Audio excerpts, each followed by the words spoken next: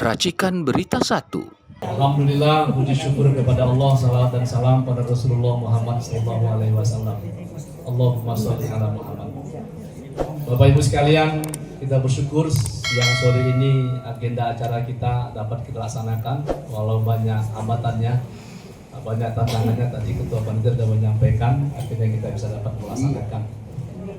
Tentu rasa syukur ini menjadi satu semangat dan spirit buat kita untuk kita mendiskusikan buku yang luar biasa ini, sehingga kita warga Medan Sumatera Utara bisa lebih memahami lebih dekat, lebih mendalam buku yang ditulis oleh para tokoh kita. Tentu yang kita muliakan Gus Nur hadir bersama dengan kita, dan beliau adalah orang yang pertama juga dulu bersama dengan Bambang Menteri terkait dengan kasus ini, dan beliau akhirnya menjadi bagian dari penindasan rezim, ya. Dan alhamdulillah beliau bersama dengan kita. Kemudian Mas Roy, Ibu Dr. Putifa, terima kasih atas kehadirannya. Dan Bapak Ibu sekalian, acara kita ini tidak hanya mendengarkan penjelasan dari penulis, kita juga menampilkan para pembanding, pembedah buku yang kapasitas mereka kita akui di Sumatera Utara. Dan Bapak Ibu sekalian, buku yang ditulis oleh 3 narasumber kita, sebenarnya kita juga menghadirkan Pak Rismon. Ya, Pak Rismon mengkonfirmasi bahwa tidak bisa hadir di Jogja. Iya, ada agenda di Jogja. Kita dari awal sebenarnya sudah mengagendakan ketiga tokohnya hadir, ya, dan sudah berkomunikasi terus menerus, tapi karena ada agenda lain. Dan kita bersyukur 2 dari 3 penulis hadir. Nah, buku yang luar biasa ini adalah buku Jokowi White Paper ini. Ini adalah sebuah buku yang menurut saya, menurut kita semua adalah sebuah ungkapan akademik sebenarnya, ya.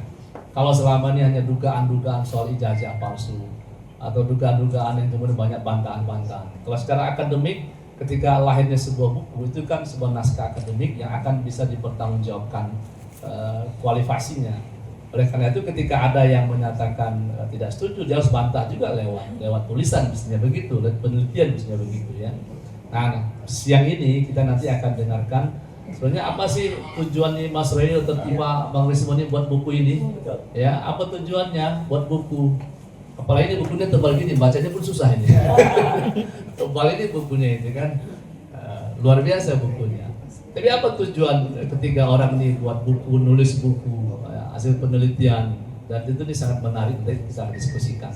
Nanti Prof. Nida, Pak Sohib, dan Dr. Abdul Khalid nanti akan membanding atau membedah buku ini. Tapi sebelum itu, karena kita kedatangan tamu istimewa, Gus Nur, ya, Gus ini sudah hadir, ya kan? Sudah hadir, Gus. Jadi kita juga perlu informasi dari Gus Nur nih, karena beliau juga orang pertama sama Pak Menteri dulu gitu kan. Dan Pak Sohib lalu bilang ke saya itu, kalau kalian buat acara, panggilkan Bambang Menteri atau Gus Nur. Nah, itu langsung dijawab. Iya, karena Bambang Menteri tidak bisa kita koordinasikan, ternyata Allah melapangkan Gus Nur ke sini. Assalamualaikum warahmatullahi wabarakatuh. Waalaikumsalam. Alhamdulillahirabbil alamin. Di sini aja ya. Ya. Alhamdulillahirabbil alamin. Allahumma shalli ala sayyidina Muhammad wa ala ali sayyidina Muhammad. Amma ba'du. Tidak ada sehelai daun pun yang jatuh terlepas ke bumi di malam hari melainkan dengan izin Allah. Saya ketemu Bang Roy, Pak Roy Surya sama Dr. Tifa ini gak janjian. Gak tahu kalau ada acara ini. Saya ada acara safar dakwah 10 hari di Medan. Ini hari keempat.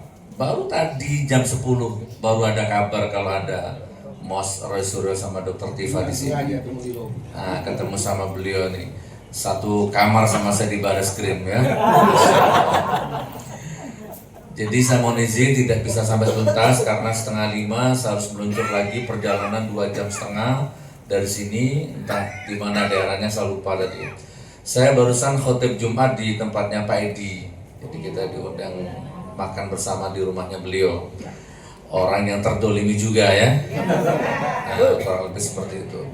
Baik, Bapak Ibu, coba perhatikan Pak Roy Suryo dengan Bu Dr. Tifa ini dengan Mas Rismon, ya, sudah menerbitkan buku setebal 700 halaman sebagai bentuk tanggung jawab moral, ya, etika, estetika, ilmu, saintifik dan macam-macam. Sementara dari pihak sana, pihak Termul masih sibuk mau demo buka BH katanya, ya, bukan hanya pakai BH dan celana dalam saja, sibuk mendesak-desak polisi, cepat tangkap, tidak bisa. Kalau ijazahnya asli, baru silakan ditangkap. Ijazahnya nggak ada, nggak pernah ada. Bagaimana mungkin? Cukup saya saja sama Bapak Menteri yang ditangkap, ya. Yang beliau-beliau jangan sampai. Kalau beliau-beliau ditangkap juga, berarti belum ganti presidennya berarti, ya kan? Walaupun Pak Roy Suryo ada 10 masjid, 2 menggagalkan. Di Jakarta kemarin 10 masjid, 2 membatalkan. Di Medan 2 juga membatalkan. Katanya didatangi polisi. Nah ini saya juga heran, kok masih ada polisi intimidasi masjid-masjid ini. Padahal presidennya udah ganti. Nah ini tanda-tanda bahwa kekuatan geng Solo itu masih ada.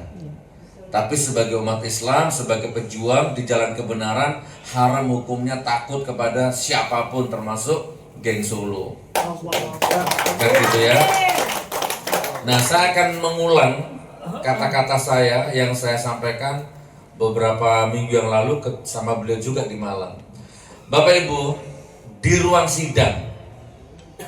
Nah, jadi kalau saya, Mas Roy Suryo debat di TV, walaupun sampai gontok-gontokan, itu nggak ada kekuatan hukumnya.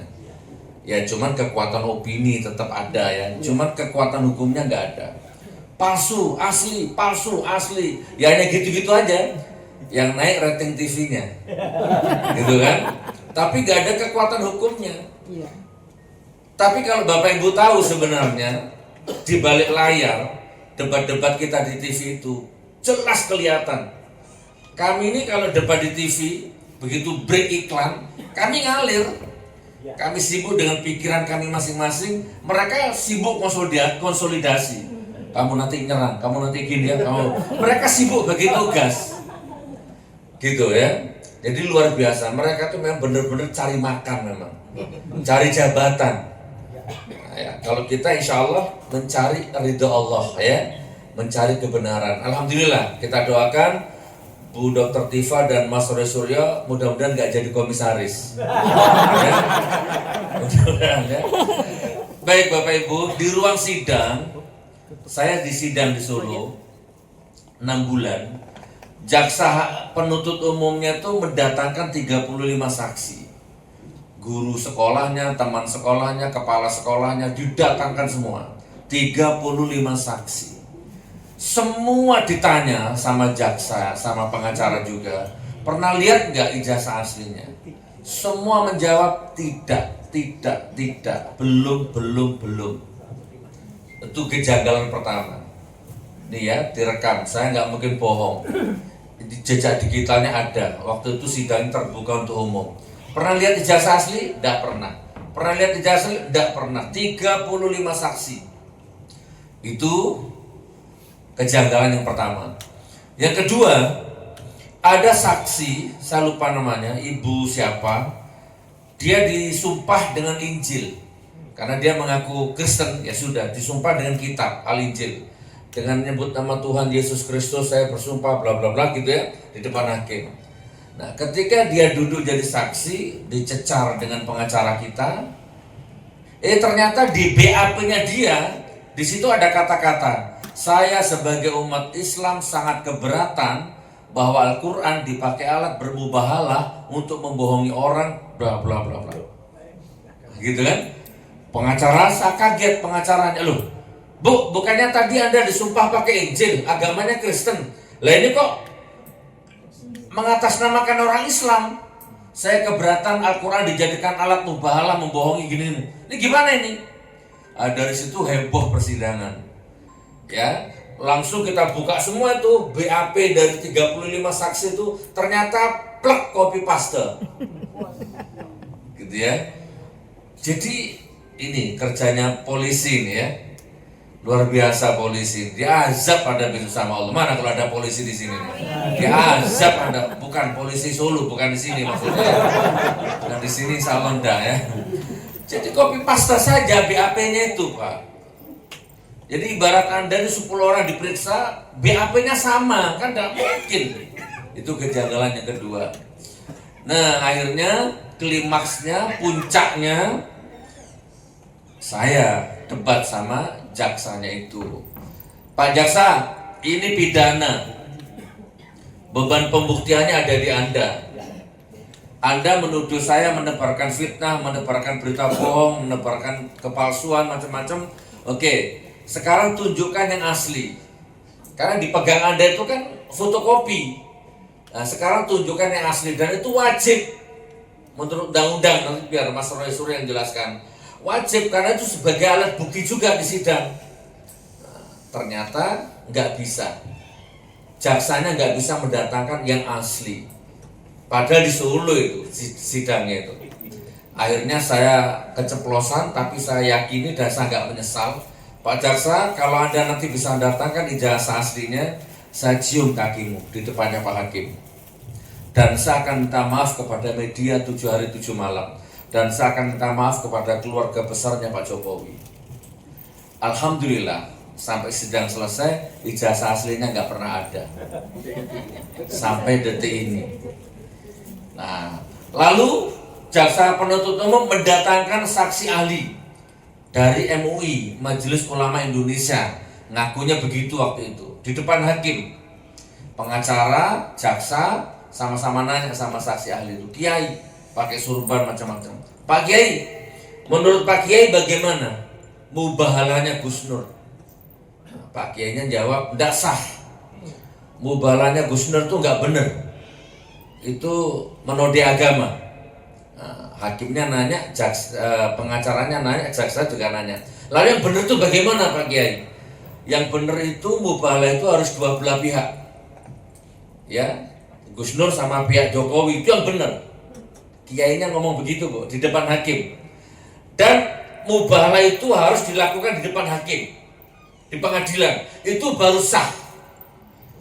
Nah, ini kekuatan hukum loh Pak. Omongan saksi itu di depan hakim berkekuatan hukum. Giliran saya nanya kepada kiainya, Pak Kiai, saya setuju dengan pendapat Anda. Mubahalah itu harus dua belah pihak. Masalahnya Pak Kiai, dari dulu sampai detik ini pihak yang sana saya kejar, saya ajak mubahalah nggak pernah mau. Itu yang pertama. Yang kedua, nah mumpung sekarang Pak Kiai di pihak sana, ayo kita mubahalah sekarang sama saya di sini. Kan dua belah pihak ini di depan hakim. Kiainya saya ajak mubahalah. Kalau saya salah, saya dilaknat.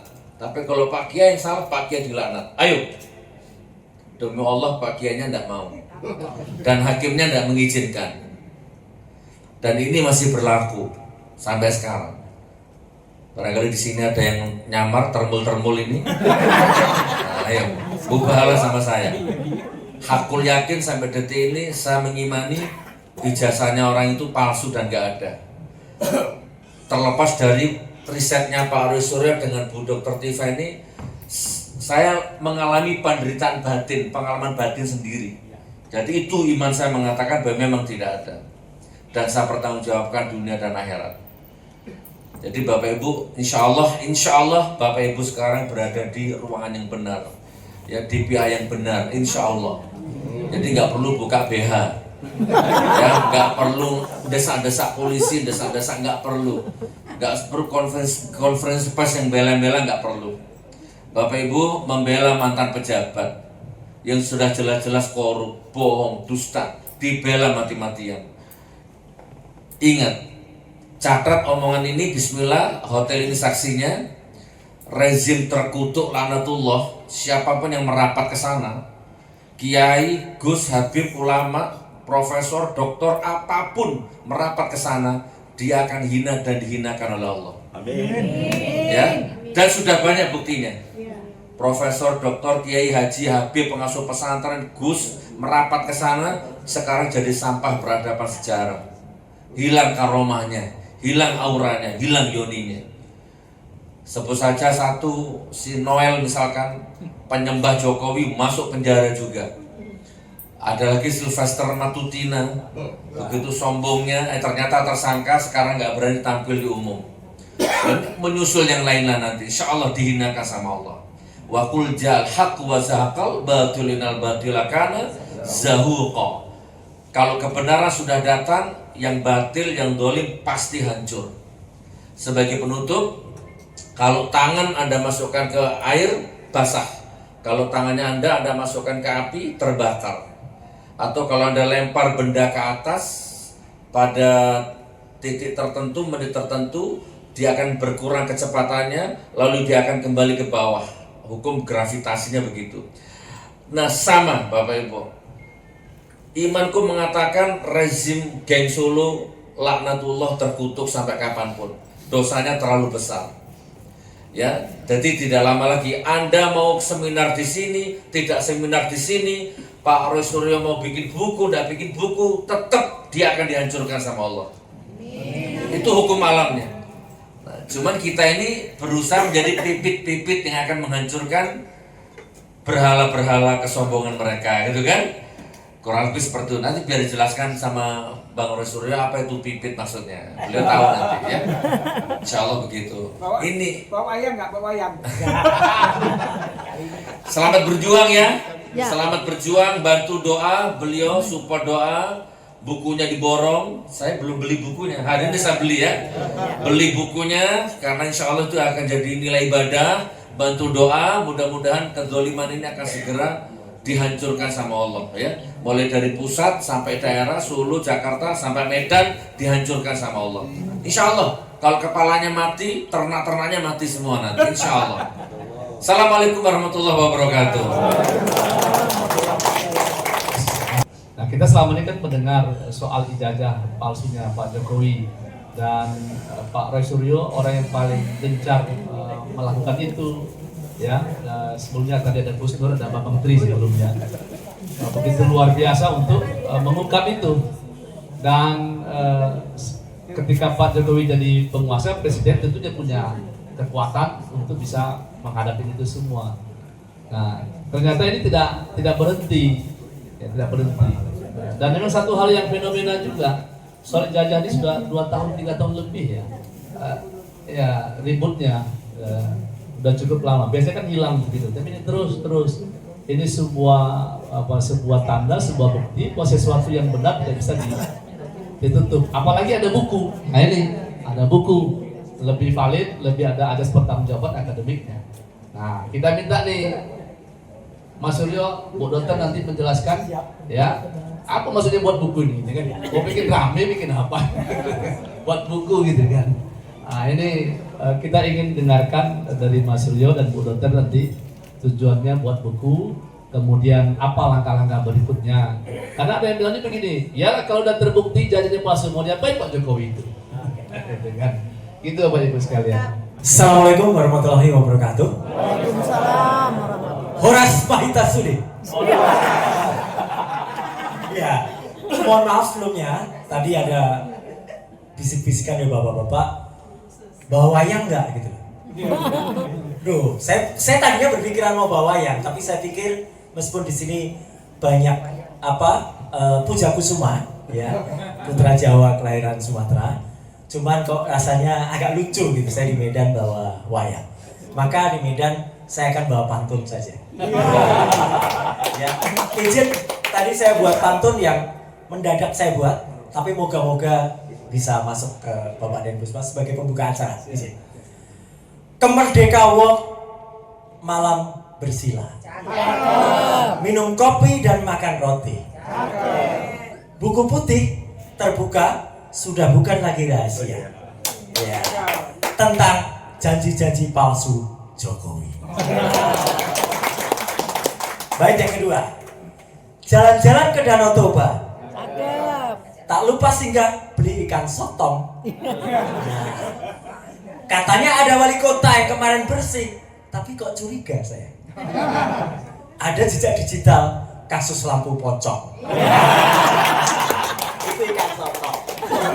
Baik, Bapak dan Ibu, supaya tidak berlama-lama, izin saya dan Dr. Tifa yang hari ini hadir.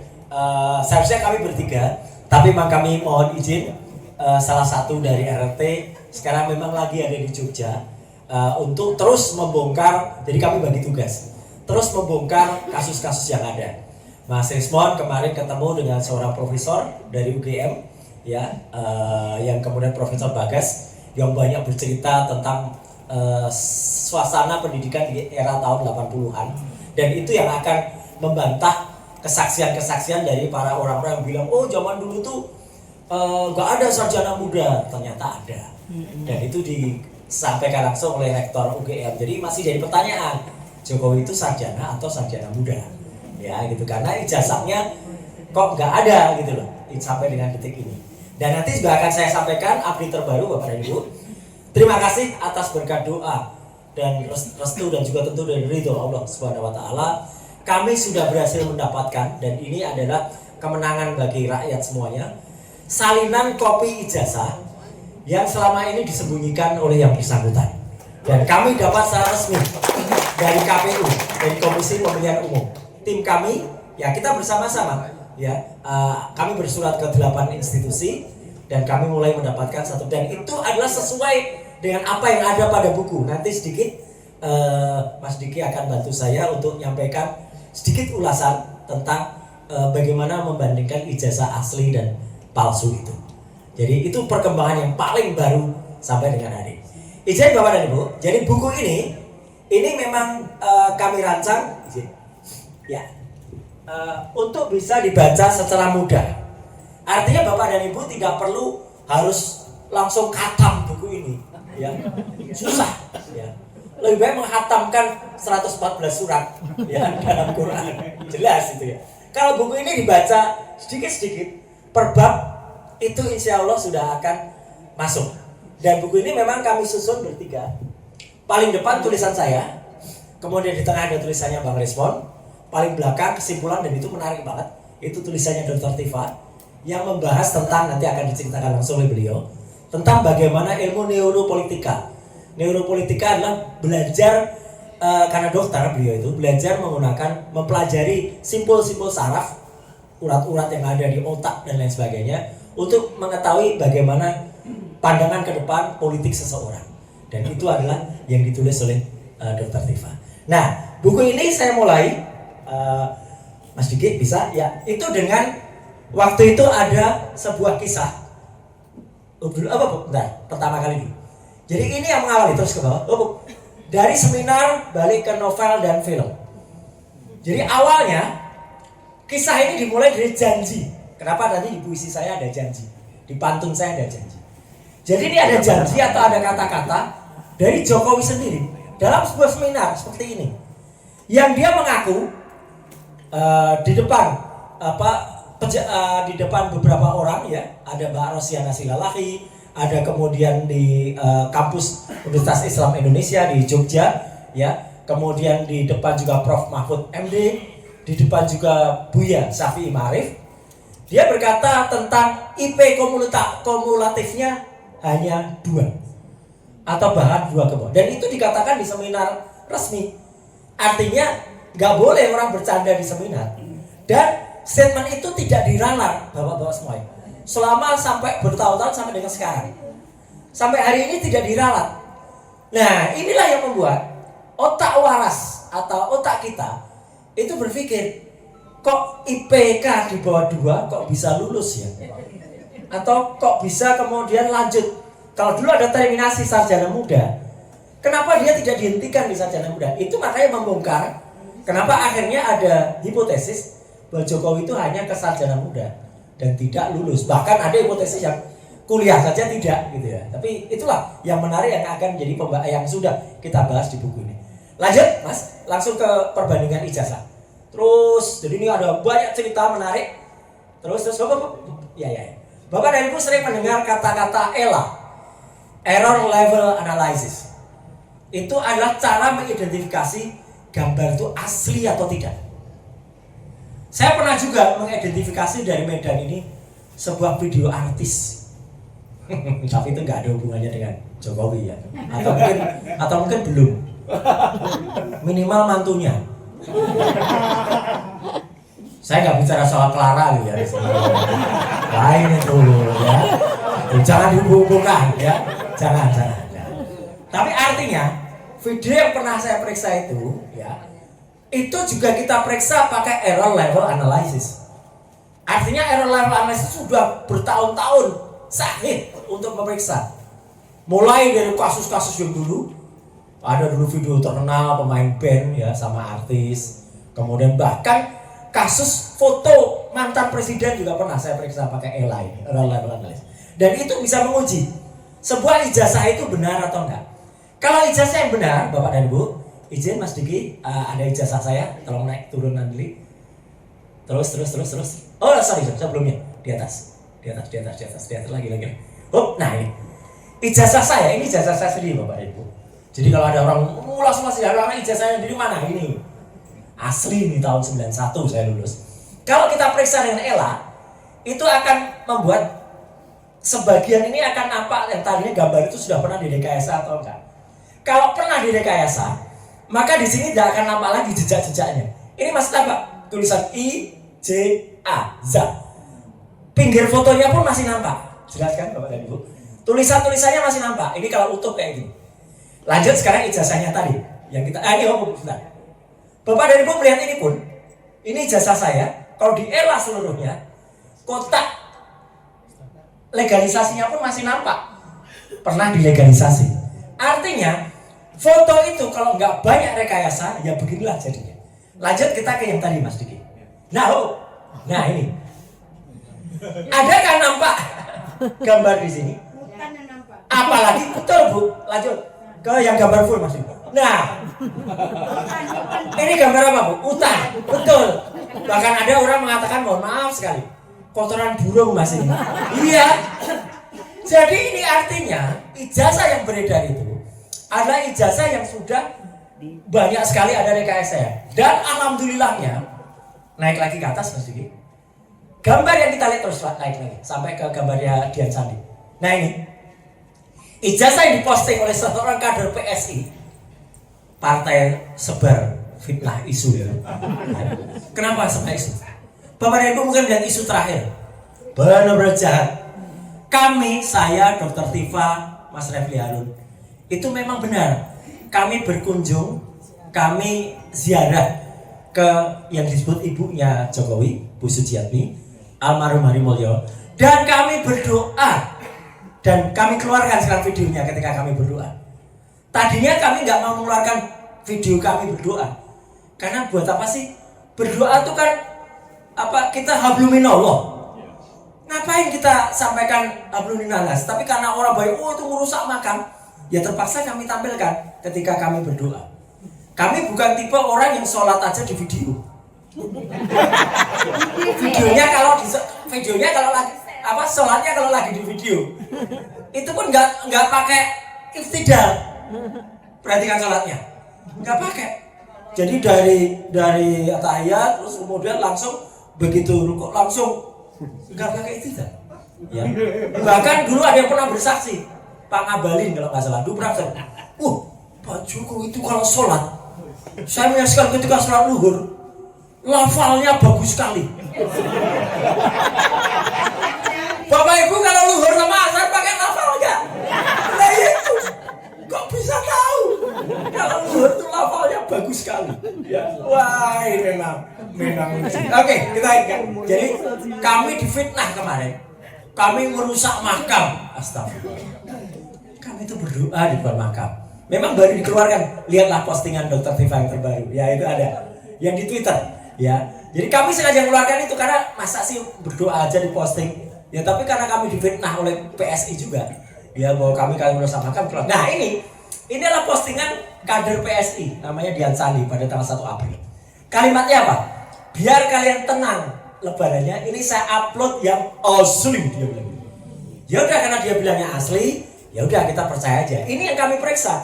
Disinilah kami membuktikan beberapa hal, terutama soal nanti yang kita lihat ya, membuktikan ijazah itu identik atau enggak. Kedua adalah foto yang pas fotonya ini biasanya Ibu dan Bapak nempelkan pas foto itu sebelum atau sudah dicap. Belum. Kalau di sini kalau pas fotonya ada di atas cap artinya apa? Nah, udah jelas kan? Nanti ada buktinya kepalsuannya. Mas Diki, lanjut.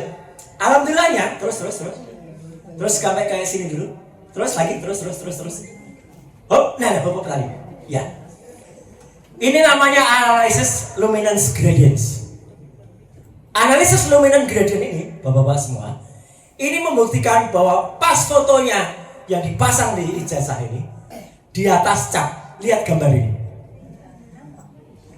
Kalau ada capnya di atas foto, ini harusnya ada potongannya cap. Ini ilmiah, 100% ilmiah. Jadi ini jelas-jelas membuktikan bahwa pas fotonya itu memang ditempel di atas cap, dipotong pada jasnya, sehingga belakangnya memang ada capnya, tapi khusus di jasnya dia diganti orangnya pada jas dan wajah. Jadi artinya yang ini palsu. Dan apa, Bapak dan Ibu? Alhamdulillah yang tadi saya sampaikan, perkembangan paling baru, Komisi Pemilihan Umum sudah memberikan kepada kami salinan ijazah yang similar, identik dengan ini. Berarti artinya apa?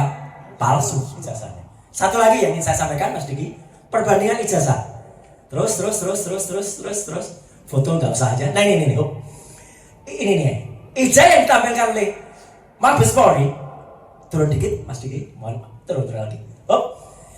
Justru lebih buruk dari yang Dian Sandi tadi. Ini ijazah yang ditampilkan pada saat konferensi pers. Jadi kalau ada orang mengatakan, ya itu saya tulis detail di buku ini. Pada saat jumpa pers Mabes Polri, kalau mereka punya yang asli, kan mereka tampilkan yang asli, bukan hanya fotokopi. Logikanya apa? Kepolisian kalau malah nampilkan fotokopi. Fotokopi aja yang udah terlipat ini, ada tetesan kopi. Iya kan? Dan itu langsung mengingatkan kami, mohon maaf kalau kami tadi terlambat masuk sini karena kami tadi minum kopi dulu. Di mana tadi? Tempatnya yang apa nanti? Toh ya. Pokoknya saya tadi langsung ingatnya, wah ini hubungan antara Medan dan Singapura. Perdana Menteri Singapura Goh Chok Tong. Kopi Kok Tong. Clara dipergikan ke Singapura. Clara lagi ya. Nah, jadi artinya apa? Ini adalah ijazah yang benar. Bapak dan Ibu, untuk membandingkan ijazah harus dibandingkan dengan yang keluar pada tahun, bulan, dan tanggal yang sama. Alhamdulillah kami mendapatkan, naik dikit Mas. Ini ijazah temannya Pak Jokowi yang dia bersaksi betul pembela Pak Jokowi. Jadi dia dehatnya, namanya Fronojiwo. Tanggalnya sama, tanggal 5 November 85. Naik lagi Mas, dikit. Sama, 5 November 85. Sepintas Bapak dan Ibu, belum saya kasih rahasianya dulu. Sepintas Bapak Ibu, ijazah ini dan lagi Mas, yang sama nggak kira-kira bentuknya? Sekitar sama. Nah ini kayak kalau kita baca majalah Bobo atau Kawanku zaman dulu ya Bu. Ya, temukan beberapa perbedaan. Lanjut. Naik lagi Mas. Enggak, turun lagi. Dua lagi ijazahnya kita bandingkan. Kita berada di ini nomornya 111-15 miliknya Fronojiwo. Lanjut, naik lagi Mas. Enggak, maksudnya turun.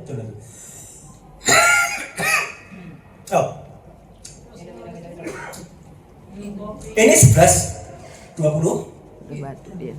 Maaf, miliknya Pak Jokowi.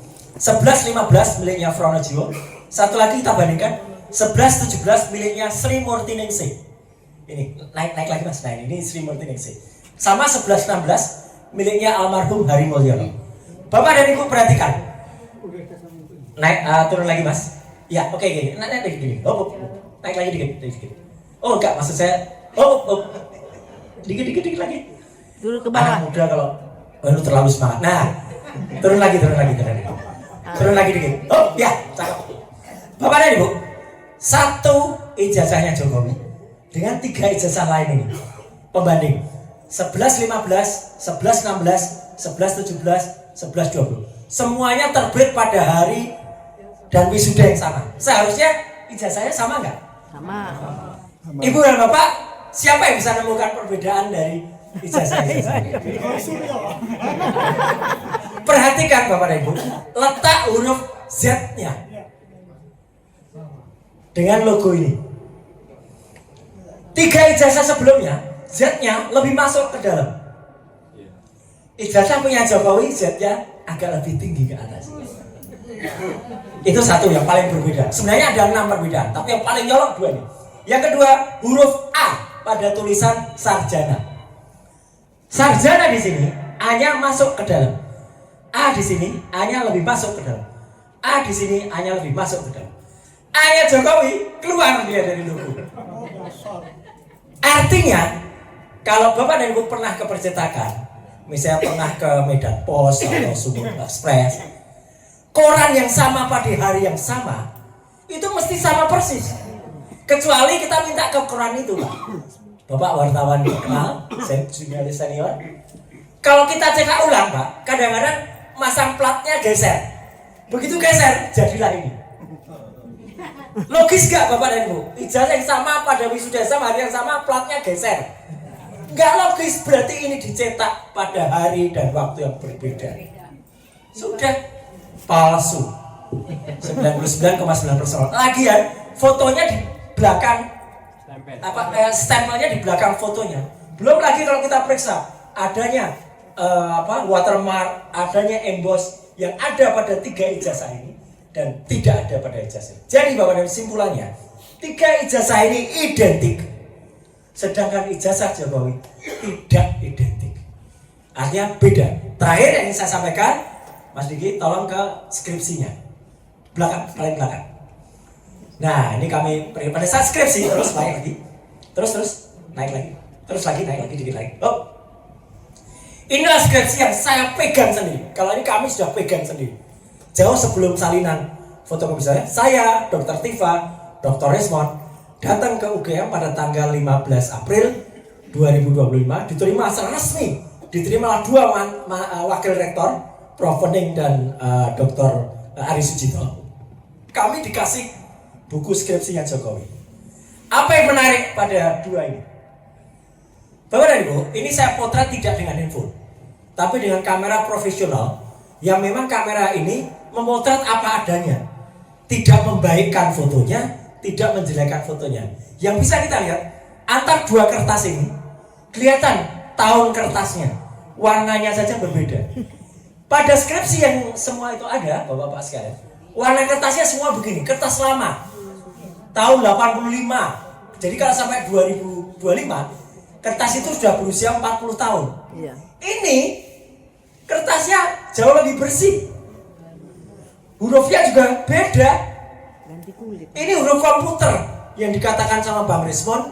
Ini hasil dari print out mesin printer yang baru. Tahun 85 Bapak dan Ibu. Adakah mahasiswa yang mencetak pakai printer inkjet? Ya nggak ada. Inkjetnya saja belum keluar. Printer inkjet itu belum ada di tahun 85. Ini sudah dicetak pakai inkjet. Menarik lagi apa? Di sini tertulis Profesor Dr. Insinyur Ahmad Sumitro. Padahal ini harusnya di bulan November 85. Dan di sini pada ketikan tangan ini tulis Bapak Dr. Insinyur Ahmad Sumitro. Tuh. Ini 85 November. Yang benar mana? Dan ternyata Profesor Dr. Insinyur Ahmad Sumitro itu melakukan pengukuhan guru besar pada bulan Maret tahun 86. Berarti 85 ya masih ini yang betul. Belum ini. Lah kok bisa profesor di sini? Jadi ini adalah tambahan lembaran yang ada pada skripsinya Jokowi. Dan paling menariknya lagi, di skripsi ini tidak ada yang namanya lembar pengujian skripsi. Prof, kalau nggak ada lembar pengujian skripsi itu lulus apa enggak? Enggak, ya udah. Tapi lucu bro, ketika saya berdebat dengan para termol di TV, ada yang bilang, oh mungkin lembar pengujiannya di belakang atau jatuh. Ini orang nggak pernah bikin skripsi, lembar pengujian ada. Dan yang paling menarik juga, di antara nama-nama di sini tidak ada nama seorang yang sangat terkenal yang disebut sebagai dosen pembimbing skripsinya Jokowi, yang ada videonya bolak balik. Lanjut mas, gambar terakhir kita lihat. Inilah fenomena Pak Kasmujo. Jadi Bapak dan Ibu, insya Allah kalau membaca buku ini tidak akan mengatakan RRT Royalist Montivatu omon-omon. Semua kami ceritakan secara sistematis, insya Allah secara kronologis, dan di sini ada juga bukti pengakuan Pak Kasmujo. Gambar terakhir Mas, ketika respon ketemu dengan Pak Kasmujo, datang ke rumahnya, dan Pak Kasmujo mengatakan, saya bukan dosen pembimbing skripsi, saya juga bukan dosen pembimbing akademiknya. Dan last but not least, Bapak dan Ibu, karena kita baca buku ini sebagai bonus ini sebelum Dr. Tifa, apa rencana kami selanjutnya? Nah, saya boleh buka kaos ya Bapak dan Ibu. Ini Jokowi white paper sudah. Ya, berikutnya akan kita bongkar soal dinasti Jokowi. Nah, apa itu dinasti? Isinya ini. Nah, Jokowi white paper. Ini Bu. Ya. Cocok tagline-nya tadi ya. Jadi AJMG ya. TB. Ya. Adili lepas saja. Kasih saya tuh lepas. Ya udah, lepas. Sekalian. Ya. Sekalian biar nampak. Terima kasih, Pak. Sekalian biar nampak. Jadi begini, Bapak Ibu. Pasti ada pertanyaan. Mas, kok Anda julid banget sih? Ulek-ulek keluarga Jokowi. Ya belum, yang satu belum terlalu kita. Karena apa? Karena mereka ini pejabat publik, Bapak dan Ibu. Iya. Pejabat publik sesuai dengan Undang-Undang Keterbukaan Informasi, ada juga di buku ini. Undang-Undang Keterbukaan Informasi dasar di Undang-Undang Dasar pasal 28 ayat F dan Declaration of Human Rights. Ya. Kita berhak, Bapak dan Ibu. Gaji kita, uang kita itu yang membayar mereka. Mereka itu adalah pelayan kita.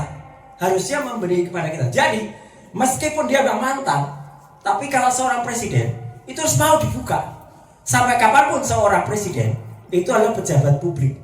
Mau sudah lewat, mau sudah pensiun, apalagi dia sekarang adalah Dewan Pengarah di Danantara, dia adalah pejabat publik. Yang kedua Pak, ini Wapres. Jadi Bapak dan Ibu, dengan izin dan restu, mohon izin, kami akan menerbitkan buku selanjutnya. Judulnya adalah Gibran Black Paper. Kenapa black? Karena lebih kotor rekamnya. Rekam jejaknya sangat kotor.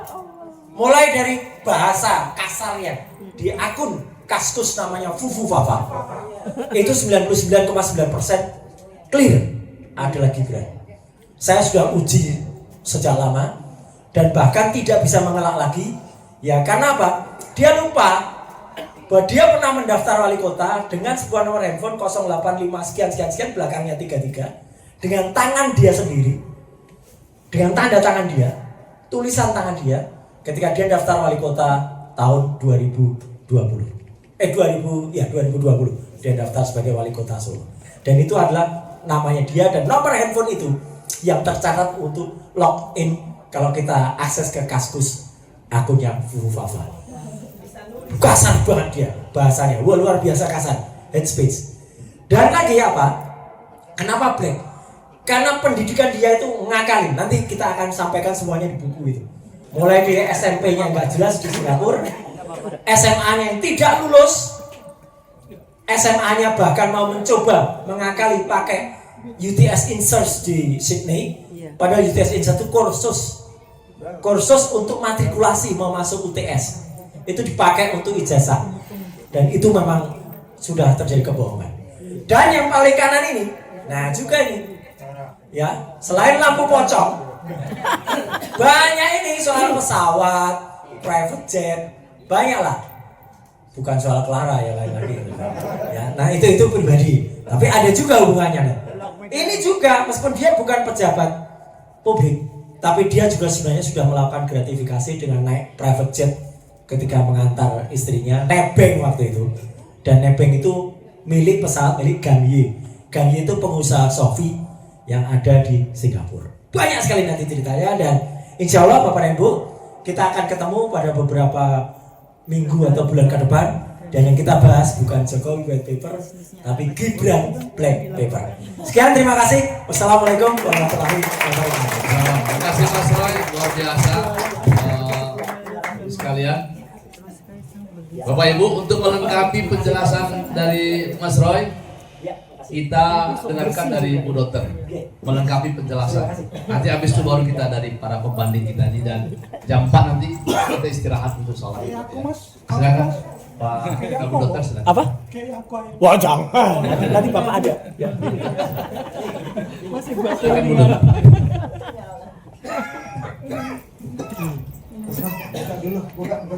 Cukup kelihatan kan sampai belakang ya. Baik, bismillahirrahmanirrahim. Assalamualaikum warahmatullahi wabarakatuh.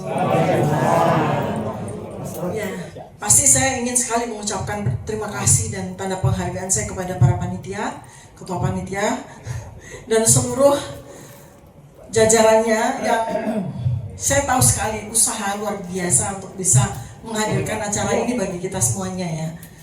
Saya appreciate sekali, mudah-mudahan Allah Subhanahu wa taala membalas kebaikan ini dengan sebanyak mungkin amal jariah. Amin.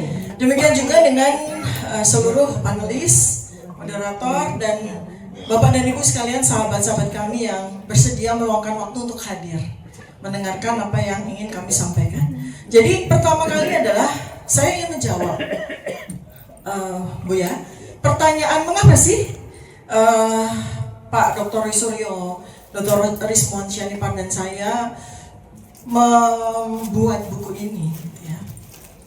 Karena apa? Kami akademisi, kami peneliti, kami punya tugas yang itu adalah amanah dari Allah Subhanahu wa taala untuk menjawab permasalahan. Itu tugas utama peneliti. Ada permasalahan, tugas peneliti untuk menjawab. Kemudian yang kedua, ada pertanyaan yang menimbulkan kegelisahan, menimbulkan kegaduhan, menimbulkan pertanyaan, dan lebih dari itu, pertanyaan tentang ijazah Jokowi ini menimbulkan luka batin yang luar biasa bagi seluruh rakyat Indonesia. Bayangkan, kurang lebih 11 tahun sampai dengan hari ini, rakyat Indonesia terpecah belah antara yang percaya bahwa ijazah Jokowi asli dan yang percaya bahwa ijazah Jokowi palsu. Mau diselesaikan sampai kapan pertanyaan ini? Dan dampaknya apa? Kalau pertanyaan ini tidak segera dijawab, suatu ketika nanti, ketika ada pilpres untuk memilih presiden yang ke-20, kita akan menemukan lagi calon presiden dengan ijazah palsu.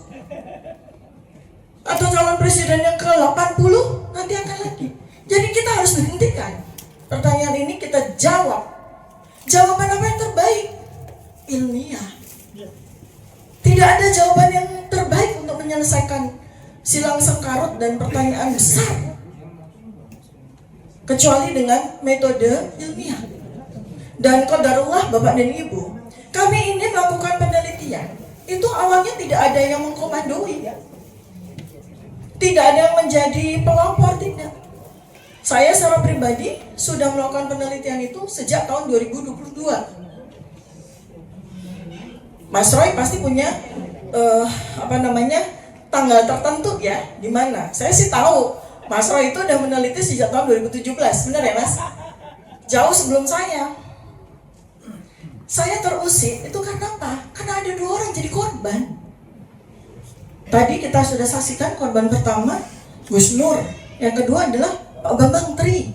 Bayangkan, di penjara bertahun-tahun, total 5,5 tahun Pak Bambang Tri itu, keluarganya hancur, dia kehilangan masa produktivitas 5,5 tahun. Bayangkan, coba bayangkan Bapak dan Ibu, kita tidak diberi hak kita untuk melakukan produktivitas kita sebagai manusia, sebagai kepala keluarga, sebagai umat, sebagai bagian dari masyarakat sosial selama 5,5 tahun. Itu kerugiannya bisa puluhan tahun untuk generasi selanjutnya, untuk anak-anak beliau, kan begitu ya.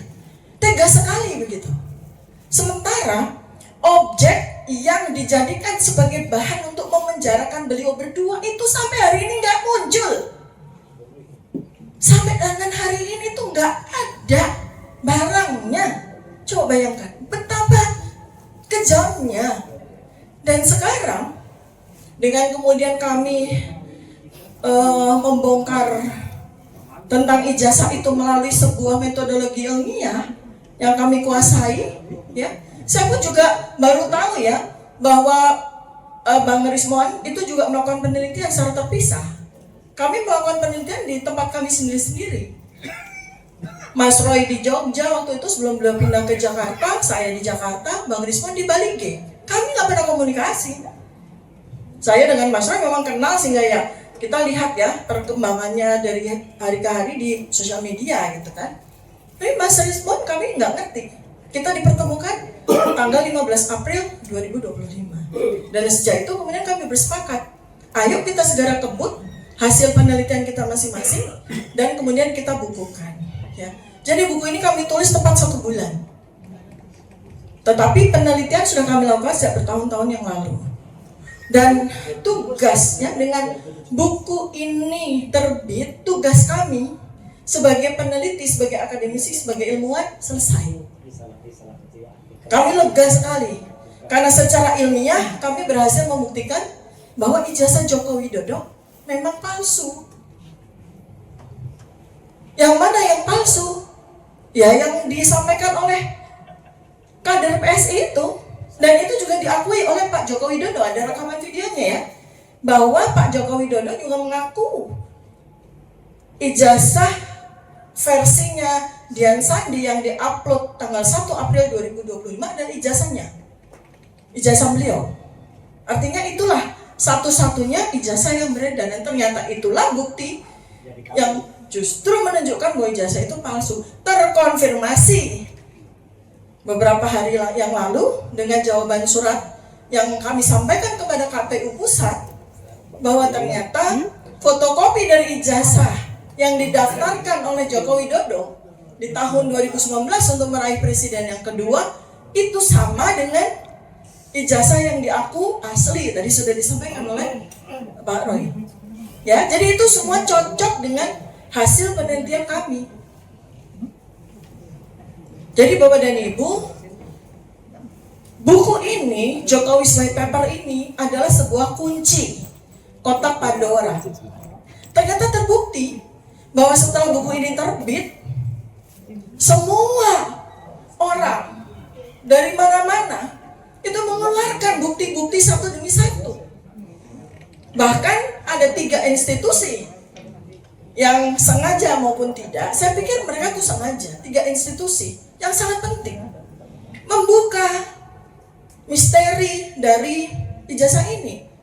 Gak main-main Bapak dan Ibu, 3 institusi nomor 1 itu Bareskrim sendiri. Di tanggal 22 Mei 2025 ketika melakukan konferensi pers tentang ijazah, baru di situ kita tahu bahwa Joko Widodo itu menempuh studi di kehutanan UGM itu bukan dari sarjana, tapi dari sarjana muda. Kita tahu, baru tahu.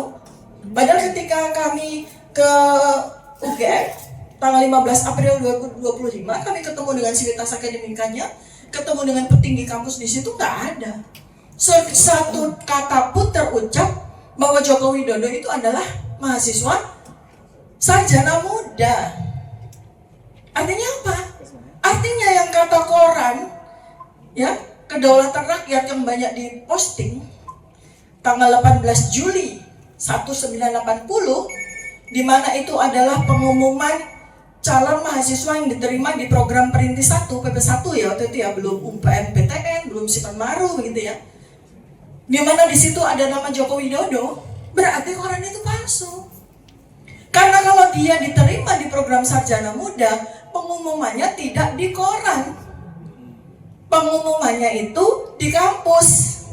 Jadi peserta prodi program studi sarjana muda di UGM ketika itu masih ada, dia harus disurati sama UGM bahwa Anda diterima di program studi sarjana muda, kemudian dia harus ke kampus. Itu ya, itu yang membongkar malah Bareskrim. Yang membongkar malah Bareskrim loh. Nah, kemudian Apa yang disampaikan oleh Barreskrim itu, saya dengan Dr. Roy, kami berempat ya dengan Dr. Rismon dan ada satu ahli pidana, Pak Dr. Muhammad Taufik itu diundang sebagai saksi ahli di gelar perkara khusus yang diadakan oleh Mabes Polri. Apa yang terjadi di situ? Semua petinggi, Bapak dan Ibu, polisi yang hadir terdiam semuanya. Kenapa kok mereka terdiam? Padahal gelar perkara khusus nggak mungkin orang diam. Orang diundang untuk saling tanya jawab, saling berdebat, saling mengeluarkan bukti-bukti. Ini tuh semua diam. Sikap diam itu kemudian saya baca ini adalah suasana batin polisi yang mempertanyakan tentang ijazah tersebut. Kenapa? Kalau memang mereka itu yakin, mereka akan banyak bicara, berdebat dengan kami, ya kan? Tapi ini enggak, semua diem. Semua petinggi diam semuanya. Artinya apa? Kalau orang diam itu artinya ragu-ragu apa yakin? Mereka sendiri meragukan. Nah iya, atau mereka mengakui, oh iya ya, apa yang disampaikan oleh Pak Roy, oleh Pak Rismon, oleh Dr. Tika memang benar. Tapi mereka tidak berani untuk mengakui. Iya, satu Barreskrim. Kedua adalah UGM sendiri. UGM yang dari sejak awal, kurang lebih kita UGM itu karena saya tidak mengikuti persidangan dari Gus Nur maupun Pak Bambang Tri, saya nggak bisa bicara di sini. Tapi saya bicara di mana saya menjadi pelaku sekaligus sebagai saksi. Mulai tanggal 15 April 2025. Di saat itu, UGM menghadirkan alumni kehutanan UGM tahun 1980. Tapi mereka adalah prodi sarjana, bukan sarjana muda.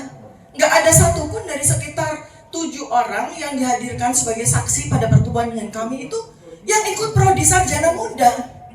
Semuanya adalah prodi sarjana. Dan di situ saya tidak melihat ya. Belakangan saya tahu, kita semua tahu bahwa Joko Widodo itu pernah kuliah di UGM itu di sarjana muda. Kita kan tahunya dari 22 Mei 2025 itu.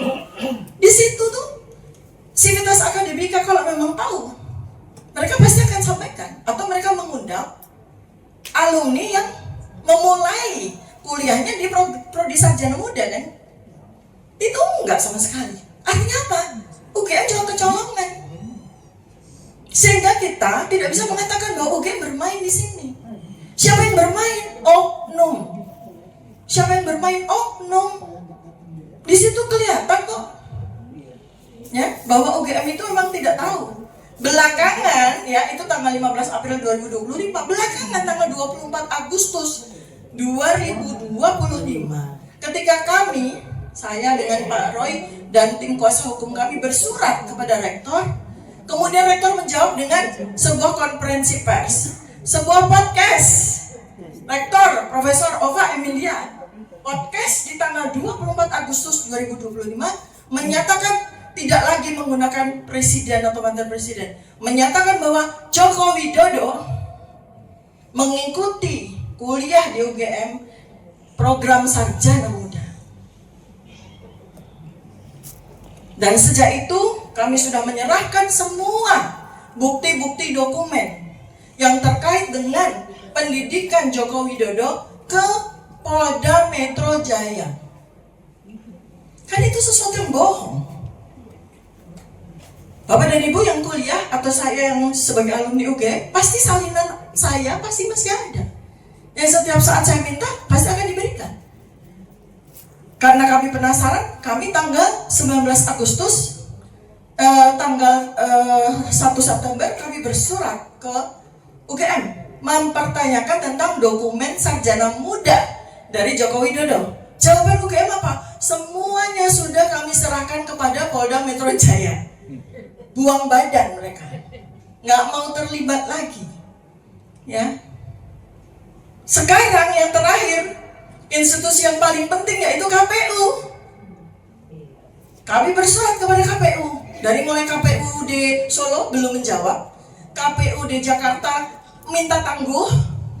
Jadi mereka minta tangguh nih karena mereka nunggu jawaban surat dari KPU pusat. Jadi mereka minta tangguh. Kami akan menjawab 7 hari kemudian. Artinya mereka menunggu KPU mengeluarkan apa ya? Jreng, KPU pusat akhirnya menjawab surat kami, memberikan kepada kami salinan fotokopi ijazah. Jadi clear di sini tidak ada ijazah versi lain. Ijazah versi ya cuma itu, yaitu ijazah bodong itu, Bapak Deni. Itu ya, jadi clear semuanya. Clear semuanya, ya. Nah, sekarang saya akan memulai dengan menyampaikan apa yang menjadi bagian saya. Saya bukan ahli digital forensik, saya bukan ahli telematika, karena keduanya itu adalah keahlian dari Pak Roy Suryo dan Pak Isman Syarifah. Saya bicara tentang ilmu saya, neuropolitika. Ini ilmu baru, bukan baru lagi, bukan saya penciptanya. Saya menggunakan dan saya mengembangkan untuk bisa menjawab bagaimana otak manusia, ya, halaman 48. Bagaimana otak manusia itu, ya, ini otaknya Pak Jokowi, dibedah dengan ilmu neuropolitika ya. Jadi Prof nggak susah-susah buka kepalanya Pak Jokowi. Kita menggunakan teknologi ya, melakukan pembedahan. Pembedahannya artinya bukan dibedah seperti Prof tugasnya ya, tapi melakukan pembacaan. Melakukan pembacaan terhadap otak Jokowi dengan cara apa? Dengan cara kita mengcapture perilakunya yang saya dapatkan dari ratusan foto-foto. Kita capture perilakunya, kemudian ekspresinya, ekspresi wajah, kemudian narasinya, ketika pidato, ketika bicara gitu ya. Nah itu semua kemudian kita lakukan analisis secara meta-analisis, metasintesis dari semua itu. Dengan teknologi Bapak dan Ibu, maka wajah seseorang adalah dokumen yang otentik. Wajah itu ternyata tidak bisa bohong. Wajah ya, lanjut deh. 544, coba kita lihat wajahnya Pak Jokowi. Oke. Lanjut. Di yang ada wajahnya Pak Jokowi, Bawa terus. Nih. Nah, ini adalah capturing dari video ketika tanggal 25 Juli 2025 Pak Jokowi menerima sejumlah wartawan. Ya, ini saya capture.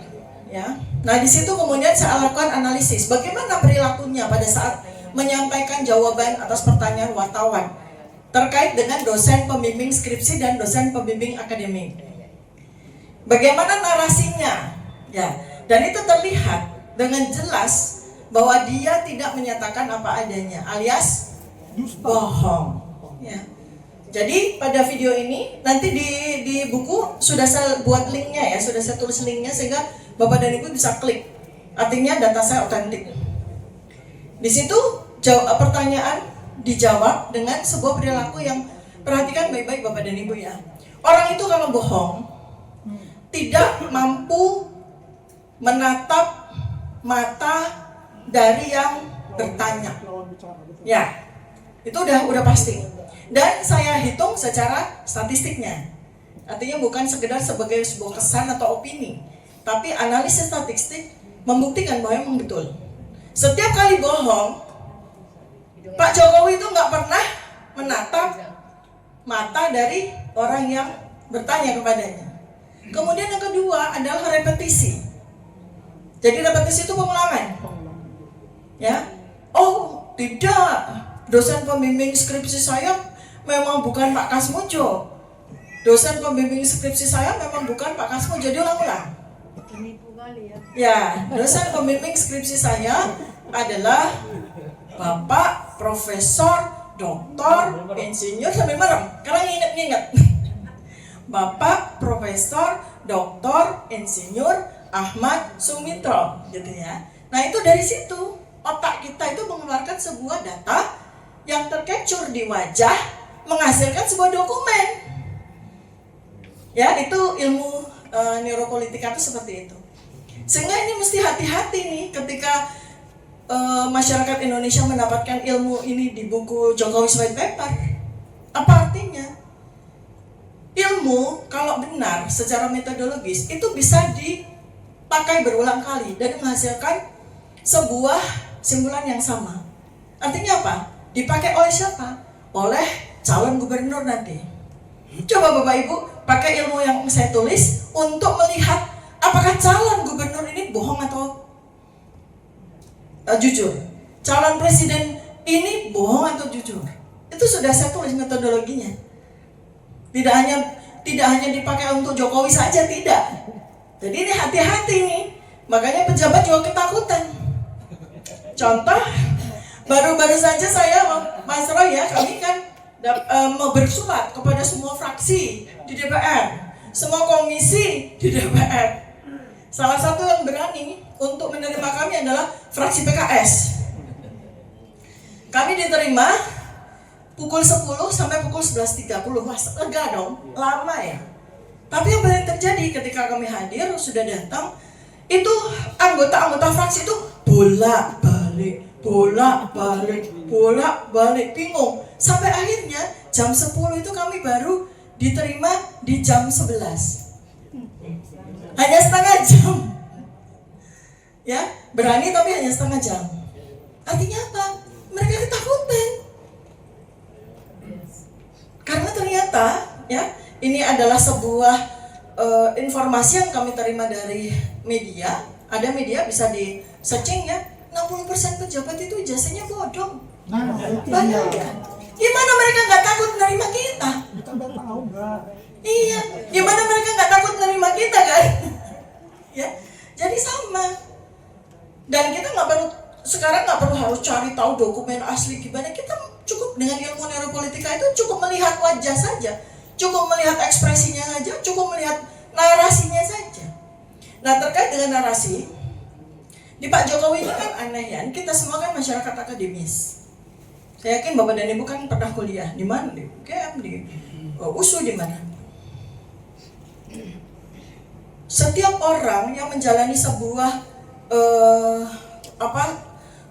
strata sekolah tertentu itu akan menghasilkan narasi yang sesuai. Misalnya begini, lulusan SD, mohon maaf ya, gak mungkin dia bicara seperti seorang sarjana. Demikian juga sebaliknya. Bagaimana seorang sarjana UGM ini ya, kebetulan kami mungkin Bapak dan Ibu ada yang lulusan UGM, oh tadi ada ya Bapak yang lulusan teknik elektro ya. Kita itu punya batas untuk nilai bahasa Inggris, TOEFL dan MKDO kita. Sehingga tidak mungkin seorang sarjana UGM itu ketika bicara bahasa Inggris tuh be walk the talk. Nggak mungkin. Tidak mungkin. Tidak cocok dengan nggak cocok, nggak mungkin. Jadi itu baru narasi. Lalu kemudian kemiskinan naratif ya.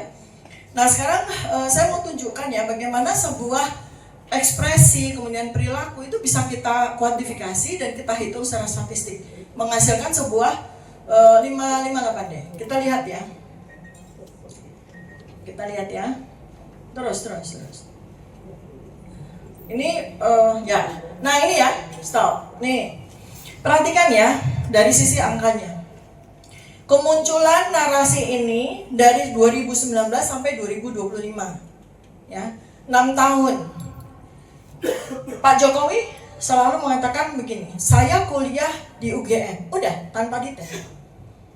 Pernah nggak Pak Jokowi cerita gimana dia kuliah? Iya. Seperti apa kuliah? Teman-temannya gimana? Ya.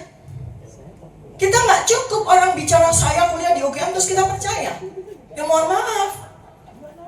Kalau Bapak Ibu percaya, Anda kurang update.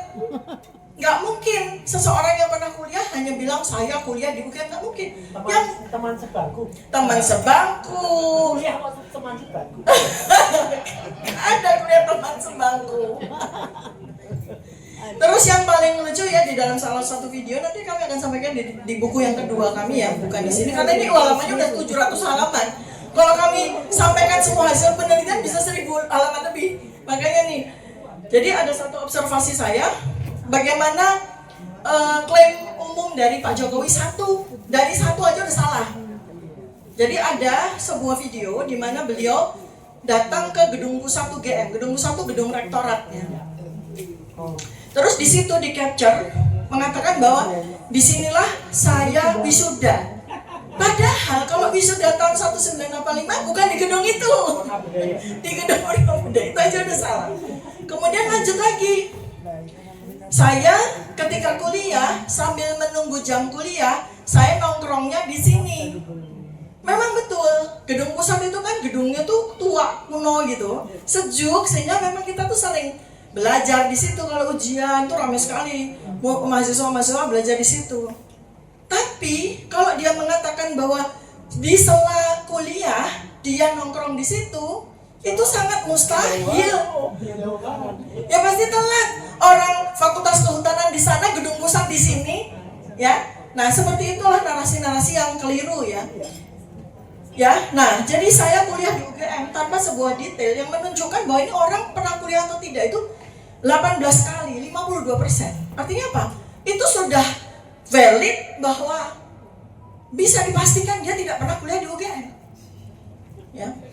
Narasi dangkal, minim kontribusi hipokampus. Apa itu hipokampus? Apa Prof? Jadi gini, hipokampus ya, coba deh ke atas yang saya mau tunjukkan ya. Hipokampus ya. Ini penting, satu aja dari bagian terus yang hipokampus deh. Terus yang hipokampus. Lanjut. Nah, itu ya area di situ tuh namanya hipokampus. Jadi, Bapak dan Ibu, orang kalau mengingat sesuatu yang terjadi pada dirinya, pada kehidupannya 40 tahun yang lalu, ingatan itu tersimpannya di hipokampus, di bagian situ tuh. Bentuknya apa? Bentuknya film, bukan bentuk narasi. Bentuknya film. Jadi ketika kita direkol, gimana itu waktu masa kuliah? Yang kita ingat itu? Wah, yang kita ingat itu pasti degilnya teman-teman kita, bandelnya kita dulu, kita bolos, nitip absen, gitu-gitu loh. Itu yang akan, kenapa? Ketika kita ditanya KKN gitu ya, kita nggak jawab KKN saya di desa Ketoyan, ya desa Ketoyan, kecamatan mana, Wonosegoro, Kabupaten, enggak. Saya dulu KKN tuh, kalau saya karena dokter ya, saya bikin sunatan massal. Nah kayak gitu, anaknya anaknya kabur mau disunat, ceritanya begitu. Tapi ketika saya ditanya, kuliah KKN Dokter Tifa di mana? Bentar. Saya tuh di Magelang, tapi saya lupa persisnya di mana gitu. Malah nggak ingat. Tapi yang saya ingat ya itu betapa serunya waktu KKN. Yang ditanya ketika Jokowi membuktikan bahwa dia pernah KKN, yang saya KKN di desa Ketoyan, kecamatan Wonosegoro, Kabupaten Boyolali. Yang dia ingat itu adalah ingatan yang ada di prefrontal cortex, ingatan yang dipelajari, dia hafal. Jadi dia nggak ada recall di memori di hipokampus bagaimana dia KKN sesungguhnya. Nah yang kemudian terbukti pada pernyataan Barreskrim tentang KKN keliru dengan apa yang disampaikan oleh Jokowi Widodo sendiri. Barreskrim di 22 Mei 2025 mengatakan KKN-nya Jokowi tahun 1983. Tapi ketika Jokowi Widodo ditanya, saya KKN awal tahun 1985. Masa mana ada orang KKN 2 kali ya? Nah, itu contohnya ya, bahwa hipokampus ya, sebuah tempat di mana memori kita tentang masa lalu kita itu disimpan sebagai sebuah film, bukan sebagai sebuah kata-kata, narasi. Ya, itu adalah di mana otak itu adalah sebuah dokumen yang otentik, nggak bisa bohong. Ya. Kemudian yang terakhir yang ingin saya sampaikan, ya, jadi banyak temu yang mengatakan ini buku sampah, ya. Ini buku nggak valid. Kenapa? Karena nggak ada komparasinya. Metodologi tidak selalu membutuhkan komparasi. Apalagi ini kasus satu-satunya di dunia. Bahkan mungkin di dunia. Dari 8 presiden ini satu-satunya presiden yang antik ini loh. Seunik ini dan senyebelin ini. Nah itu dia. Jadi kita nggak mungkin ada komparasinya.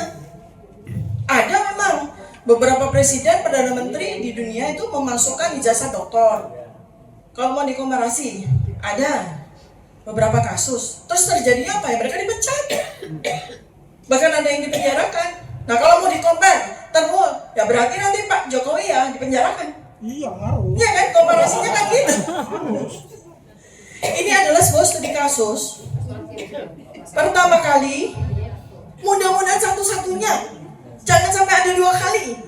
Maka kami berani untuk menuliskan buku ini dengan Jokowi. Di dalamnya Bapak Ibu di 700 halaman, ratusan kali kami menyebutkan Jokowi Dodo. Jokowi Dodo. Itu tanda apa? Kami berani mempertanggungjawabkan hasil penelitian ilmiah kami. Kami tidak menggunakan inisial JKW, menggunakan enggak. Kami sebut Jokowi Dodo karena memang subjek penelitian kami adalah Jokowi Dodo. Apakah itu ada konsekuensi hukumnya? We don't care. We don't care. Kenapa Bapak Ibu? Pesan saya ya, ribuan tahun ilmuwan, 2.500 tahun yang lalu, ada seorang filsuf ilmuwan yang dipaksa menenggak racun ketika dia menyampaikan temuan ilmiahnya. Namanya Socrates. Sekian ribu tahun kemudian, sekian ratus tahun kemudian ada Galileo Galilei yang dihukum gantung. Ada Cicero, ya, yang disuruh mengiris nadinya sendiri karena menyampaikan kebenaran. Itulah ilmuwan.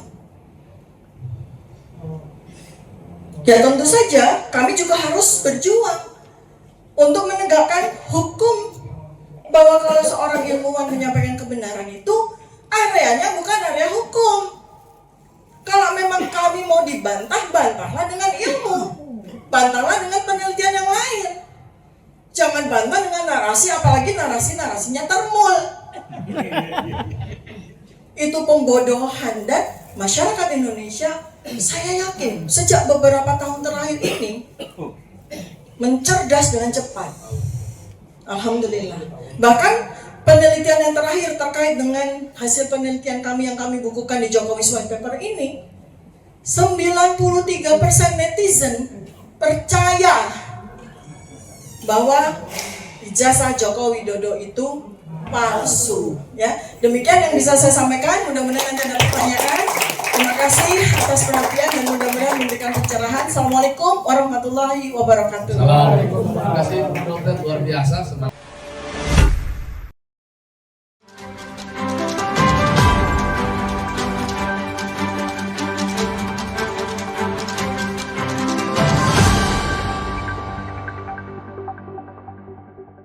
Racikan Berita 1.